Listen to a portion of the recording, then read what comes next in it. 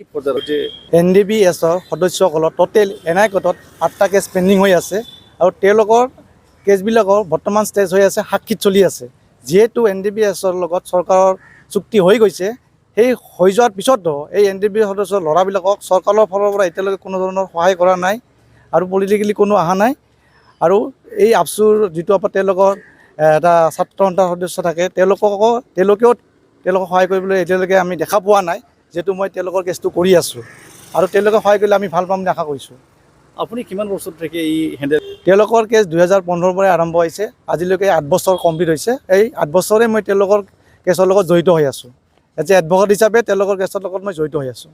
মই এইটোৱে ক'ব বিচাৰিছোঁ, Ndfb সদস্যসকল যিবিলাক ছিনিয়ৰ, তেওঁলোকেহে বাহিৰত আছে। যিবিলাক আমাৰ সৰু সৰু সদস্য ল'ৰা কিছুমান, তেওঁলোক 60টামান ল'ৰা এতিয়াও জেলৰ ভিতৰত আছে। তেওঁলোকক কোনো ধৰণৰ চৰকাৰৰ ফালৰ পৰা এতিয়ালৈকে কোনো সহায় কৰা নাই। এই ল'ৰাবিলাকৰ তেওঁলোকৰ ঘৰৰ অৱস্থা অতিশয় বৰ দুখজনক আৰু তেওঁলোকৰো অৱস্থা বৰ বেয়া। আৰু সেই হিচাপে তেওঁলোকক মই এইটোৱে আশা কৰোঁ যে চৰকাৰে তেওঁলোকক সহায় কৰক। যিহেতু লিডাৰবিলাকে মুকলি আকাশত আছে, তেওঁলোককো কিবা এই কেছৰ পৰা লোৱাৰ কাৰণে চৰকাৰে তেওঁলোকক অলপ সহায় কৰক, সেইটো মই নিবেদন কৰিছোঁ। যিহেতু তেওঁলোকৰ চৰকাৰৰ পৰা একো সহায় হোৱা নাই আৰু তেওঁলোকৰ ঘৰৰ অৱস্থাও বহুত দুখীয়া হয়, তেওঁলোকৰ ঘৰত বেয়া। সেই হিচাপে আমি যিখিনি পাৰোঁ এজ এ এডভকেট হিচাপে মই তেওঁলোকক চাই আছোঁ আৰু তেওঁলোকৰ ফালৰ পৰা একো সহায় হ'ব মই চাই আছোঁ। बेखौनो बुंनो सानदों, जेब्ला आं जोबथेसालियाव दङमोन बिथांमोननिफ्राय आं मोनसे प्रमिस लादोंमोन आरो बिथांमोना आंनो खोथा होदोंमोन जे आदाया थांनानै जे जोंनि थाखाय एसे खामानिखौ मावदो आरो एक्स Ndfbफोरनि जायफ्रा जेलाव दङ, जोबथेसालियाव दङ, बिथांमोननि केसा, बिथांमोननि प्रग्रेसा मा जाना दं, बिथांमोननि जिथु केस सालायनाय उकिलजों रायलायनानै मा मोनदों मा मोनाखै नोंथांमोना अननानै बिनि क्लेरिफिकेसनखौ नोंथांमोना ला होनना आंखौ बुंनायलाय आं दयबो NIA कर्टनि कनकन कलिता सार NIA कर्टनि एडभकेटजों आं लोगो हमबाय आरो दा नैबेयावहाय आङो बिथांमोनखौ लोगो हमफैबाय। खोथाया बेनो, दिनै आं बेखौनो बुंनो सानो जे जोंहा बिथांमोननि केस जिथु सोलिगासिनो दङ, बिथांमोननि केस सोलिबाय थानाय जिथु बेबस्था, बिनि जिथु पजिटिभ, बियो गभर्नमेन्ट नङाब्ला जेबो जाया आरो बेबायदि जुडिसियारि जिथु आयेनजों बिथांमोनखौ बख'नाया एसेबां सम्भब नङा। बिनिखायनो दियो बिथां एडभकेट NIA कर्टनि एडभकेटआ बिथाङाबो बुंखाबाय जे गभर्नमेन्टनि ग्रेन सिगनेल मोनोब्ला गाबोन समफोरनो बिथांमोननि रिजाल्टआ पजिटिभ फैगोन। बेनिखायनो गभर्नमेन्टखौ बिथाङा बुंनो सानदों जे काउन्सिलनिफ्राय लानानै स्टेट लेभेलसिम बिथांमोना बिथांमोननि केसखौ लानानै रायज्लायनांगौ। नाथाय आं बेखौनो सोंदों जे जोंनि माहारियारि आफादानो होन, पलिटिकेल पार्टियानो होन, माबा मोनसे अर्गानाइजेसन संगठनानो होन, जे नोंथांखौ माबाफोर पजिटिभ माबा मोनसे प्लास पइन्ट जानाय हिसाबै लोगो लादों नामा, नोंथांखौ माबा मोनसे हेफाजाबफोर होदों नामा होनना आं बिथांखौ सोंदों। नाथाय बिथाङा बुंदों जेबो हेफाजाब होआखै, लोगोबो हमफायाखै, ना संगठन ना दुलाराय बर' फरायसा आफादानो होन बा एबसुआनो होन, बर' साहित्य सभायानो होन बा आबोबानो होन बा पलिटिकेलानो होन, रावबो बेखौ सापर्ट खालामाखै होनना बिथाङा बुंथिदों आरो फाइनान्सियेलनि खेथ्रआवबो बिथाङा जेबो सापर्ट मोनाखै होनना बुंथिदों। बिनिखायनो आं दिनै बुंदों, दिनै ससियेल मिडियायाव नुगासिनो दङ जे सानखि हर जिरायालासिनो जों दिनै मावगासिनो दं होननानै जों नुगासिनो दं। नाथाय मानो थगायो? थगायनोथ' नाङाना। दिनै आं बेयाव सोंबाय, बिथांमोननियाव सोंनानै मोनबाय दिनै जेबो सापर्टिं होआखै। सोरजों रायलायदों आं दिनै बेखौ मिथिया, गभर्नमेन्टजों रायलायदों नामा आं बेखौबो मिथिया। दा गभर्नमेन्टजों जुदि रायलायदोंब्लाथ' बिदि भार्डिक्टआ नेगेटिभ फैबाय थानाङा, बिथांमोना दिनै जेल जाबाय थानाङा, सोरबा फासि अर्डार मोननाङा, सोरबा जाब'जिबन मोननाङा दिनै जुदि गभर्नमेन्टजों रायलायदोंबा।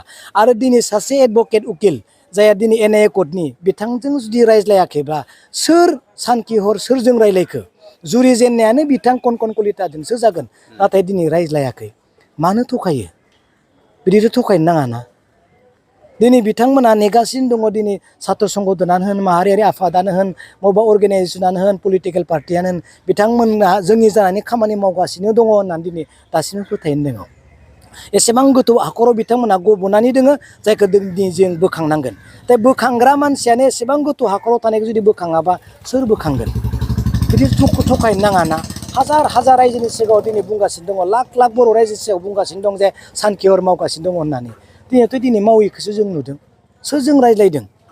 आं बेखौनो बिनि अर्डार लानानै बेयाव सावरायफैबाय जोंनि लोगोफोरबो दङ नोंथांमोनाबो दङ खोनानो मोनबाय जे बिथांमोना सरकारा जोंखौ जेबो जुदि नायफिनाब्ला जोंनि सायाव अनखांनाय गैलाब्ला आरो जुदि जोंखौ बासायनो जुदि एसेबो जुदि इनिसियेटिभ जुदि लालाब्ला जोंखौ सरकारानो मोनसे बेबायदि बेबस्था खालामना होदो जोंखौ फिक्स खालामना होदो 10 बोसोर बा 11 बोसोर जोंखौ फिक्स खालामनानै दोनदो जोङो बे समसिम जि फिक्स पिरियड जागोन बेखौनो जोङो थासिगोन होननानै बिथांमोना दिनै दुखुजों फोरमायदों।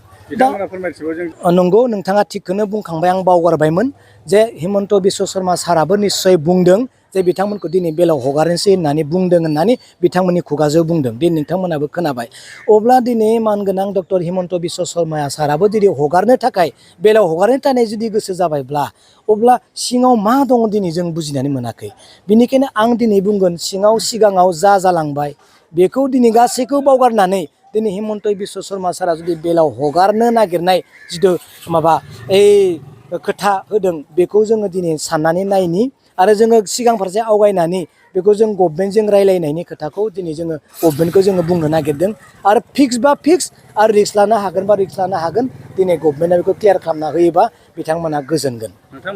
बिथांमोनखौ आं बुंदों दिनै दुलाराय बर' फरायसा आफादनि दैदेनगिरिफ्रा बयबो मोजां बिथांमोना दिनै बयजोंबो जों रायज्लायो आरो सम सम आं एबसुनि दैदेनगिरि सानैसोजोंबो रायज्लायहरो दाखालिबो आं सासे एबसुनि गोदोर नेताखौनो आं खालामदोंमोन नाथाय बिथाङा फन हमनो हायाखै निसय बेलेग बेबस्थायाव दङ बेस्थ'आव दङ होननानै सानदों बिथांमोनजोंबो आं रायज्लायगोन जे गभर्नमेन्टआ मा इनिसियेटिभ लामारगोन बिथांमोननि गनायनि पिरियडआ बेसेबां गोलाव आरो जुदि गभर्नमेन्टआ जुदि एकर्डआवथ' जेबो गैखाया नालाय बिथांमोननि थाखाय जुदि गभर्नमेन्टआनो रायज्लायनानै बिथांमोनखौ फिक्स खालामनो हायो नामा बिथांमोनखौ लानानै आं एसेब्लाबो बिथांमोनखौ टाच खालामगोन बिथांमोना आंनिख्रुइ गोजौआव साननो हानाय हयथ' माबा मोनसे राहा खालामनोबो हागौ बेखौ आं बिथांमोनजों रायज्लायनानै एसेब्लाबो मिथिनो हास्थायगोन आं बिथांमोननो खोथा होबोदों।